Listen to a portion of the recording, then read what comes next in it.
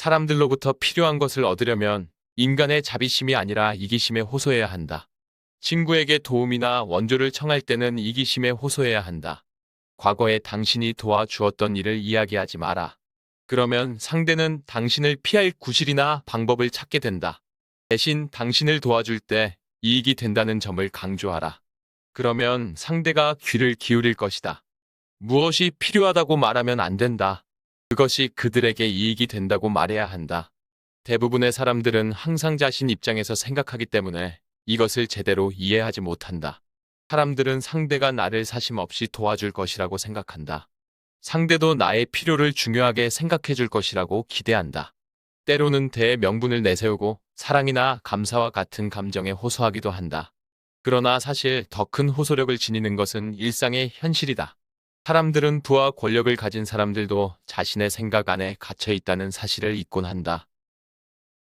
이해관계에 호소하면 모든 차이를 뛰어넘을 수 있다. 기가 막힌 정보가 있다. 누가 뒤에서 당신을 험담하고 다니던데 실력자와 다리를 놓아주겠다. 이런 식으로 접근하는 것이다. 이 과정에서 중요한 것은 상대의 심리를 이해하는 것이다. 상대가 허영심이 강한가? 평판에 신경을 쓰는가? 어떤 적 때문에 괴로워하는가? 돈과 권력만이 관심사인가? 이익은 사람을 움직이는 지뢰이다. 당신이 상대의 요구를 충족시켜주겠다고 하면 상대는 기꺼이 당신을 돕게 된다. 당신은 상대방의 입장에서 생각해보고 상대의 필요와 이익을 파악하고 진실을 가리는 감정이라는 장막을 제거하는 법을 배워야 한다. 이 기술을 익히면 당신은 이루지 못할 일이 없을 것이다. 어떤 사람들은 남이 자신의 이익에 호소하는 것을 추하게 여기기도 한다. 그들은 자선, 자비, 정의를 더 좋아한다. 그것을 베푸는 것은 그들이 당신에게 우월감을 느끼기 위함이다. 따라서 그들의 도움을 청할 때는 그들의 권위와 지위를 강조하라. 그들은 워낙 힘이 강하여 당신에게 우월감을 느낄 기회 외에는 아무것도 원치 않는다. 그들에게 그런 기회를 주어라. 그들은 당신에게 뭔가를 줄 수 있는 기회가 생겨서 기뻐할 것이다.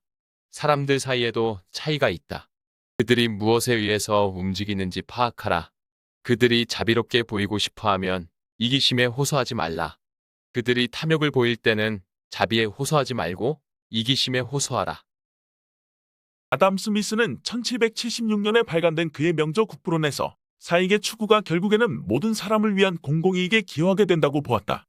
스미스는 국부론에서 이 점을 경제학에서 가장 유명한 구조를 통해 설명해 놓았다. 그들은 이기심과 탐욕을 타고났지만 그들은 오직 자신의 편리만 추구하지만 그들이 유일하게 원하는 것은 자신의 무한한 욕망의 만족뿐이지만 결국 부자들은 모든 개선의 산물을 빈자들과 나누어 가진다. 그들은 보이지 않는 손에 이끌려 생활 필수품을 고르게 분배하며 그 결과 의도하지 않은 목적을 지향하게 된다. 사회의 이득을 고려하지 않았다고 해서 이것이 사회에 늘 나쁜 것은 아니다. 그는 자신의 이득을 추구함으로써 실제로 사회 전체의 이득을 추구할 때보다 더 효과적으로 사회의 이득을 증진시키게 된다. 또한 그는 사람들로부터 필요한 것을 얻으려면 인간의 자비심이 아니라 이기심에 호소해야 한다고 설파했다.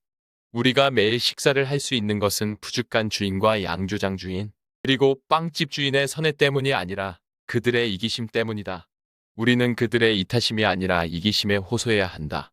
우리에게 무엇이 필요하다고 말하면 안 된다. 그것이 그들에게 이익이 된다고 말해야 한다.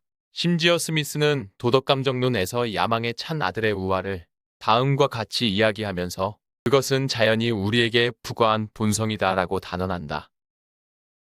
가난하게 태어난 그 아들은 부자가 되기를 갈망하고 대골 같은 집에 살면서 하인을 부리면 행복과 마음의 평안을 얻을 수 있으리라고 상상한다.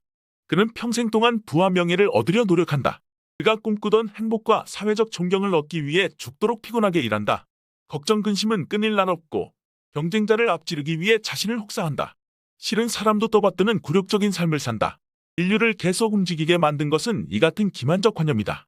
인간을 맨 처음 밭 깔게 하고 집 짓게 하고 도시를 건설하게 하고 공동선을 추구하게 한 것이 이 기만적 관념이다. 이것이 과학과 예술을 발명하여 발전시켰고 인간의 삶을 고결하고 풍요롭게 만들었다.